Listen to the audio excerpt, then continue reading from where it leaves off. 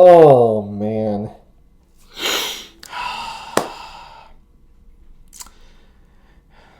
Well, we had our fun as Tiger fans yesterday for Game 1 of this series. And then today for Game 2. Oh, we're just right back to this Tigers team that we all know and love so much, man. Oh, it can just never be easy for this Tigers team, especially against Cleveland, bro. Especially against Cleveland. It just can never be easy. Are we serious? Like, really? That loss would have been frustrating if it was in the regular season, let alone the playoffs, bro. Like, I know I'm smiling and laughing right now, but deep down, I'm fuming, man. That was ridiculous, bro. That was ridiculous, man. And you know, there's a big part of me that doesn't even want to get too upset when talking about this loss because it's the playoffs. You know, the Tigers are just going to flush this immediately and start looking ahead to tomorrow. Game 3, or win or go home, Game 3 with the season on the line. Like, this game will get flushed immediately, and it's ultimately going to mean nothing as soon as, like, right now probably for this Tigers team. Like, you know, that's just how the playoffs are. Part of me doesn't want to get upset when talking about this loss for that exact reason, but at the same time, again, this would have been frustrating for the regular season, let alone in October, bro.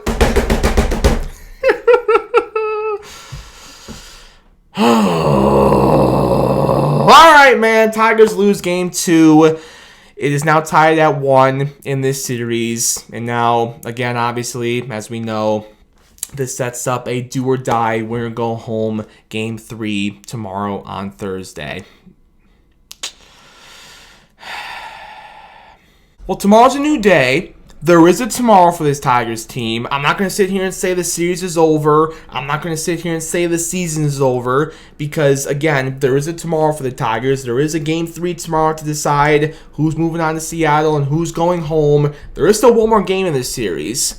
But I'm not going to lie, man. As a Tigers fan, I'm not feeling good after that one. That's a devastating loss right there. Again, even though there is a tomorrow, there is one more game to play in this series.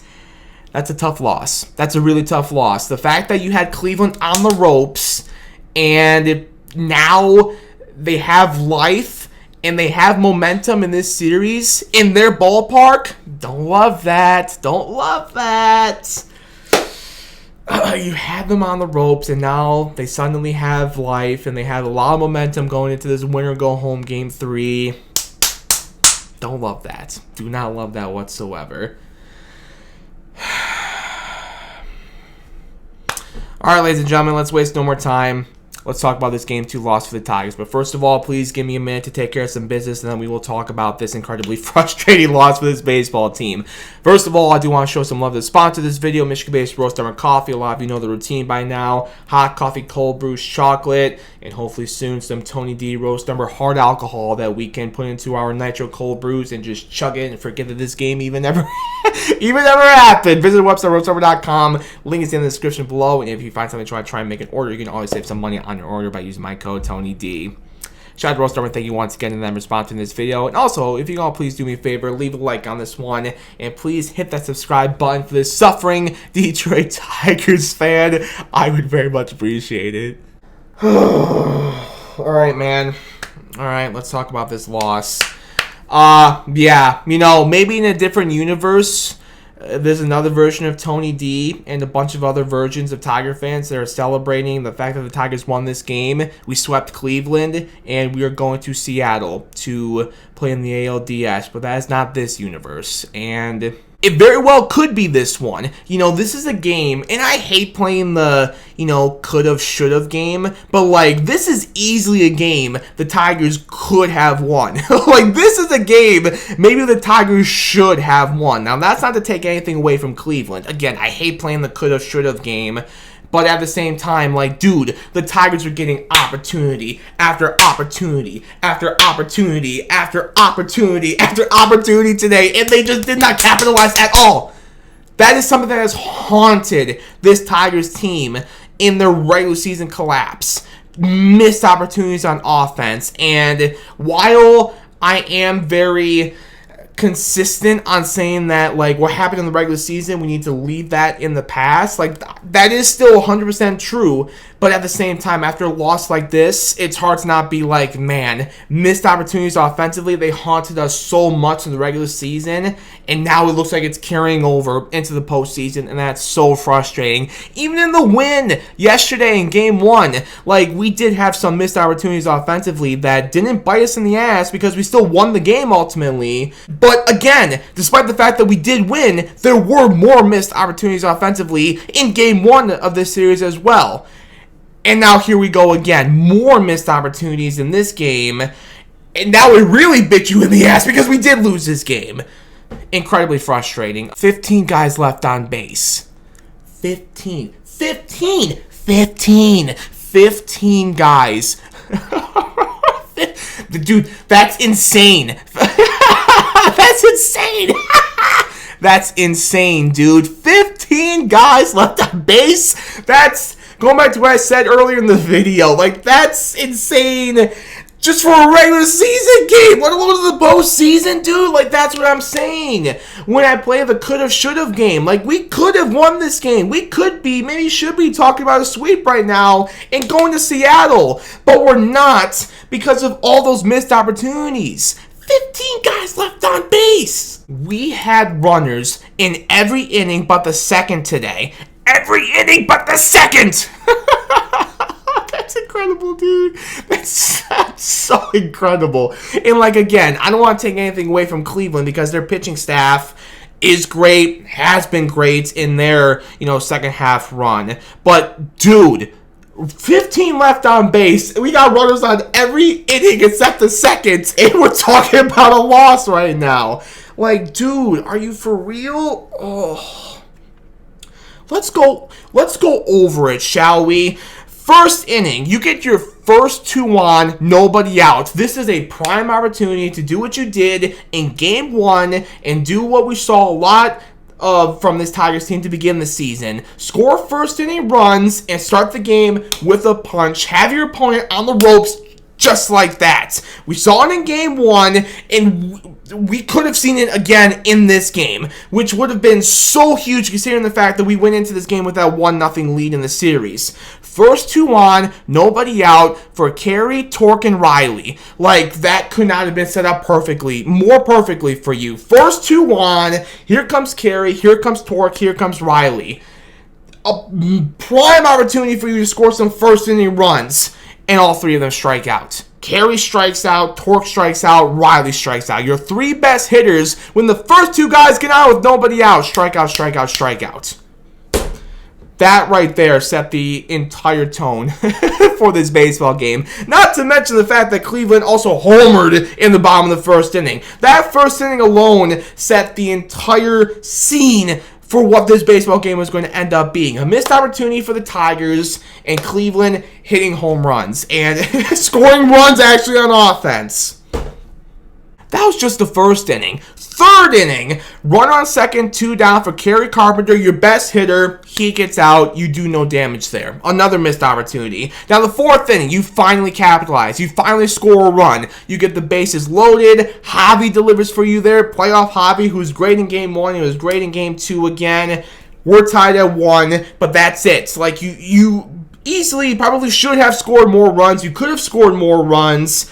Bases loaded and you only score 1. That's a missed opportunity. That's incredibly frustrating. And, like, listen, I know there are some people being like, how can you overturn that? Zach was safe. If you watch the replay, even ESPN said on the broadcast today, like, Jose tagged his helmet. Like, it looked like Zach was out there. Like, I'm not going to come in front of the camera and be like, Detroit versus everybody. No, like, it looked like Zach was out there. That was the right call.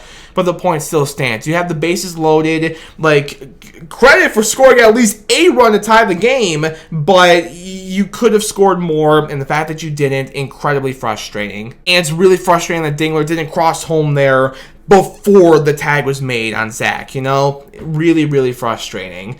Moving to the 5th inning, 2 on, 2 out for Riley Green. Another situation in which you have one of your best hitters, if not your best hitter at bat, in Riley Green, who you are just praying delivers for you there, and he doesn't. He gets out, the Tigers score nothing. 6th inning, the Tigers get 2 more guys on, score nothing. The 7th inning. The 7th inning! The 7th inning was the most frustrating for me personally, okay? Here's why. We have runners on the corners to start with nobody out. If you score just one guy there, you get 1 sac fly, just 1. This completely changes the game. Suddenly you have a lead late in the ball game. Your bullpen is delivering for you up to this point. Like, that could have completely changed the momentum of this game. And again, maybe we're talking about a different result right now. That was a huge, maybe the biggest missed opportunity of the entire day for the Tigers, in which they had so many missed opportunities. Runners on the corners, nobody out, and you score nothing. Torque is out, number 1. At first, it looked like it was going to be a sac fly, but maybe the wind kind of brought that one in a little bit. I have no idea, but he doesn't hit it deep enough. That's out, number 1. And then you have Riley at bat. Cleveland pulls in a lefty, which is a smart move by Stephen Vogt. Riley has struggled against lefties this season. AJ goes with Javy Jones. I don't know how other people are feeling about that move. I loved it. I'm not going to lie to you. I really love that move from AJ Hinch because if you think about it, again, Riley has struggled against lefties this season. Javy Jones, who AJ put in there for Riley, he has destroyed lefties this season. Javy Jones, who has been so clutch for this Tigers team this season, like, that's a perfect Javy Jones moment there. Like, sure, you're losing Riley. You're losing, even though he was struggling up to this point, like, you're losing one of, if not your best hitters, but that's like the perfect Javy Jones moment right there. I didn't hate that move from AJ Hinch, man. I really didn't. It was risky because, again, you're losing one of, if not your best hitters in Riley Green. One of, if not your best players, position players in Riley Green. But I really didn't hate that move from AJ. We've seen it so many times throughout the regular season. Javy Jones deliver in a spot there. You were hoping he would deliver there again, and he doesn't. He strikes out, and now you lose Riley for nothing. Huge out, huge missed opportunity. Now Riley's out of the game too. And then right after that, out number 3. You have runners on the corners, nobody out, and you do nothing. Complete, maybe, again, like I said, maybe the biggest missed opportunity of the entire day, in which we had so many missed opportunities, dude, and it wasn't done there. It wasn't done there. 8th inning, in which it was still a tied ball game. This was before Cleveland obviously went off. Runner on second, 2 down, Parker Meadows strikes out. And he was facing Cade Smith, so I can't fault him too much, but still, that's another huge missed opportunity. Another situation like the 7th inning where if you score that run, you now have the lead late in the ball game. That would have given you so much momentum, but you don't score there. And then last but not least, the 9th inning, not like it mattered because the game was already over because Cleveland just went crazy there in the 8th inning. But still, 9th inning, bases loaded, 2 out for Dylan Dingler, who has obviously been great for the Tigers, especially offensively this season. He hasn't capitalized there either. Just the exclamation point on what was just such a disaster for the Tigers offensively today. 15 left on base. Yeah, you don't need to be a baseball wizard to know you're not going to win very many baseball games, let alone postseason games doing that, dude. You can play the could have, should have game all you want. We didn't even deserve to win this game after putting up an offensive performance like that. Seriously, dude. We didn't even deserve to win this game with an offensive performance like that. 15 left on base, countless missed opportunities, guys on base in every inning but the second. When you put up an offensive performance like that, you don't even deserve to win the game. You can play the could have, should have game all you want. When you put up an offensive performance like that, which has haunted this team in the regular season collapse and so far in the first 2 games of the postseason here in Cleveland, when you put up a performance like that offensively, honestly, you don't even really deserve to win the game, bro. And then once Cleveland got that homer in the 8th inning, that's just when you knew it was over. That's just when you knew that this game was over. You were playing with your food for way too long, and that's what you get. That's honestly what you get for playing around for so long and not capitalizing on the one of many opportunities you had throughout this baseball game today. Like if you score more when the bases were loaded in the 4th inning, or you score with literally any of the guys on base in the 1st, 3rd, 4th, 5th, 6th, 7th, 8th, like that homer there in the 8th inning would not have even ultimately have mattered, you know? That's what you get for playing around with your food for too long. That's what you get for screwing around for too long. Once Cleveland got the homer there in the 8th inning, you just knew it was over, and then it just completely fell apart. It just completely fell apart after that. Whatever, dude. Whatever. I'm going to follow the philosophy that the Tigers are doing. It's the playoffs. Just flush this game, especially in baseball, too. Like, you play another game tomorrow, just flush it, put it behind you. There's still tomorrow. Tomorrow's a new day. Let's go win a ball game in Cleveland. And let's punch our ticket to the ALDS in Seattle. I got nothing else to say other than that. I'm sure there are a lot of Tiger fans that are not entirely too confident with Game 3 in Cleveland. How am I feeling? I'm just like all of you probably. I'm terrified, especially because it's Cleveland. In Cleveland, like this team that's given us problems for a decade at this point. I'm terrified, but let's see what happens, dude. Jack's on the mound for Game 3. Oh, please. The good Jack Flaherty, we are praying and begging for you to show up in this Game 3. This do or die, win or go home Game 3. And hopefully the offense can actually capitalize. Hopefully we get opportunities again, which will be, it's easier said than done. You know, hopefully we get opportunities against this tough Cleveland pitching staff tomorrow for Game 3. And hopefully if we do get those opportunities, we actually capitalize this time, unlike what we saw today, and even to an extent Game 1 as well. We'll see, dude. We'll see. I will see you all following the basically Game 7, Game 3 in Cleveland tomorrow on Thursday. That's all I got for this one, ladies and gentlemen. Thank you all so much for watching. I appreciate it as always. I'll see you following Game 3. Until then, as always, go Tigers, baby.